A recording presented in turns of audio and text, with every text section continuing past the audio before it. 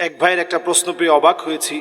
তিনি জানতে চেয়েছেন যে বিশ্ববিদ্যালয়ের শিক্ষক বলেছেন কোরআনে নাকি ৮০% কোটার কথা এসেছে সূরা আনফালে, এটা কতটুকু সত্য? আসলে আমরা যারা কোরআন পড়ি না অথবা কোরআন জানি না, তারা অনেক সময় ঢালাও কথা আমরা কোরআন বলে চালিয়ে দিই, অথবা আমরা কথা বলার সময় দেখবেন এরকম অনেক বক্তব্য আমরা দিয়ে থাকি। আমরা বলি যে আল্লাহ বলছেন, আল্লাহ কোরআনে বলছেন না, বলি আমি বাংলা একটা কথা বলে দিই, যেমনটা এই শিক্ষক বলেছে, যেমন ৮০% কোটা লাগবে, এটা কোরআনে আছে।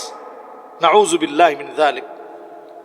আসলে এই কোটা সংস্কারী আন্দোলন নিয়ে কথা বলার আগে এতটুকু আমি বলতে চাই যে আমি ওয়ার্ল্ডের বিভিন্ন দেশ ঘুরেছি এবং আল আজহার বিশ্ববিদ্যালয়ে যেহেতু আমি নিজেও পড়াশোনা করেছি, পৃথিবীর অনেক বিশ্ববিদ্যালয়ে সফর করার সুযোগ হয়েছে। এই যে কোটা নিয়ে আমাদের দেশের এই কোটা থাকবে কি থাকবে না, কত % থাকবে, কোটা বিরোধী যে আন্দোলন চলছে এখন, কত % কোটা থাকবে, কত % থাকবে না, এখন একজন ৮০% কোটা থাকবে এটা কোরআন থেকে দলিল দিচ্ছে। মাআযাল্লাহ। আসলে সারা দুনিয়া ঘুরে যদি আপনি দেখেন, যারা প্রতিবন্ধী অটিস্টিক যে সমস্ত বাচ্চা আছে, এদের শিক্ষার প্রয়োজনে এদের জন্য কোটা আছে। আমাদের দেশের বিভিন্ন মানুষ আছে যারা আমাদের দেশে বসবাস করে, আমাদের দেশেরই মানুষ, আমাদের দেশের নাগরিক, কিন্তু তারা উপজাতি। এই উপজাতিদের জন্য সারা ওয়ার্ল্ডেই কোটা আছে। তারা যেন শিক্ষিত হয়, যারা বনে বসবাস করে অথবা আরব বেদুইন যারা হয়তো আরবের পাহাড় পর্বতে থাকে, এরা যেন শিক্ষিত হয়। এরা যেন সমাজের ভিতরে শিক্ষিত না হওয়ার কারণে নানা রকমের বিভিন্ন অকারেন্স করবে, বিভিন্ন ধরনের দুর্ঘটনা ঘটবে, এগুলো থেকে যেন দেশটা বাঁচে, এদেরকে শিক্ষিত করার চেষ্টা করে।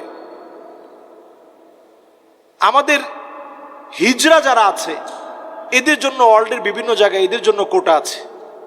এরাও পড়াশোনা করবে, এরাও চাকরি করবে, এদের চাকরির সুবিধা থাকবে, এ জাতীয় কোটা হতে পারে।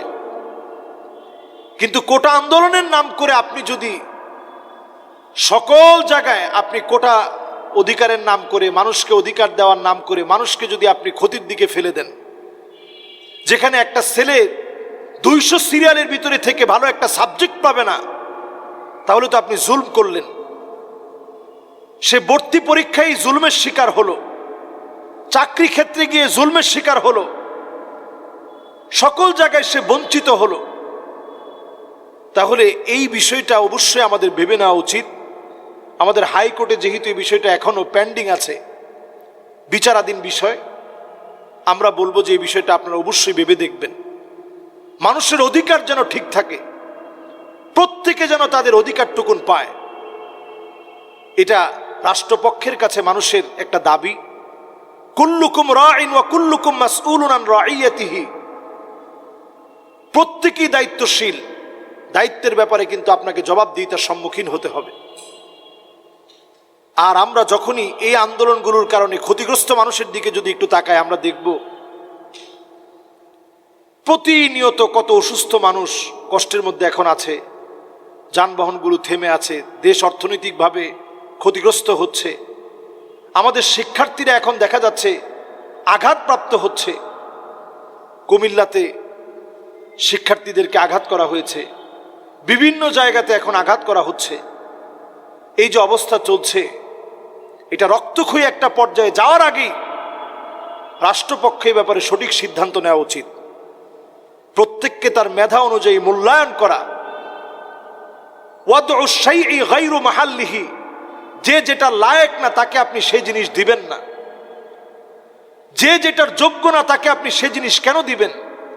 আমাদের প্রতিবন্ধী যারা আছে, আমাদের অসুস্থ যারা আছে, অথবা আমাদের দেশের উপজাতি যারা আছে, এই সমস্ত কোটাগুলো বড় বেশি প্রয়োজন। এইগুলো রেখে বাকি যে কোটাগুলো, বিভিন্ন রকমের কোটা নিয়ে কথা চলে, এগুলোর ব্যাপারে আসলে সঠিক সিদ্ধান্ত নেওয়ার এখনই সময়। আল্লাহ আমাদেরকে বোঝার তৌফিক দান করুক। আসসালামু আলাইকুম ওয়া রাহমাতুল্লাহি ওয়া বারাকাতুহু।